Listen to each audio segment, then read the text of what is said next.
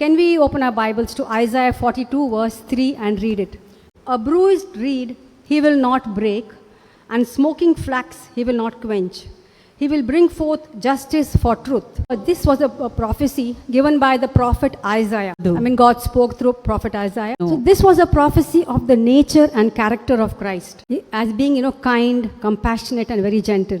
Of course, we do see him getting angry also at times when the Pharisees, they were buying and selling in the temple. We do see him getting angry and chasing them out. But basically, his nature is kind, compassionate and gentle. Now, we'll just check to see what this word reed means. And then we'll see how it applies to us.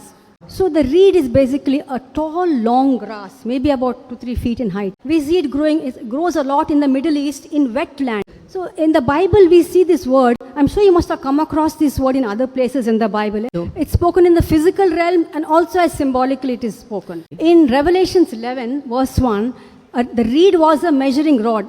Then again in Matthew 27:29, they gave Jesus thorns, they put the purple robe, and they knelt before him, and mockingly they said, "Hail, King of the Jews," and they gave him a rod, this reed in his hand to hold. And then also on the cross, it was dipped in vinegar. The reed was dipped in vinegar and then given to the lips of Jesus. And these examples are really where a reed was used. So can we understand something from this? See, in the body of Christ today, there are many believers like these bruised reeds. They are troubled, they are hurting inside. They live with doubt and fear. They are weak. They may even doubt God's love for them. And also maybe doubting God's calling on their life. See, these are bruised reeds. And they may think, they are of no worth because they are going through so much in their life. But in reality, it need not be so at all. Because Jesus not only came to save the people from their sins, He came to heal the brokenhearted and the downcast. We have read that. He never came to cast them away and just because they are hurting or because they are troubled or down. He never came to cast them away. So let's remember Isaiah 53:5. He was bruised for our iniquities. And that's why He came to heal the bruised heart. Isaiah 42:3, the second part of it says, a smoking flax He will not quench.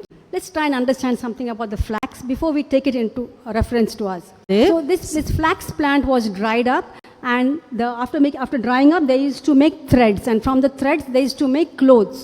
And from these threads, the threads were used to make the oil of that wick of the oil lamp. So what happens when the oil starts reducing in the oil lamp? Flame starts flickering. At the same time, you'll find some smoke also coming up because the oil is getting less. We don't like the smell of the smoke, so we normally put off that wick lamp. So can we find something symbolic in this also? See, there are maybe believers who have gone cold in their relationship with the Lord. They may be lukewarm or even feeling empty inside them. They may be close to giving up on their faith.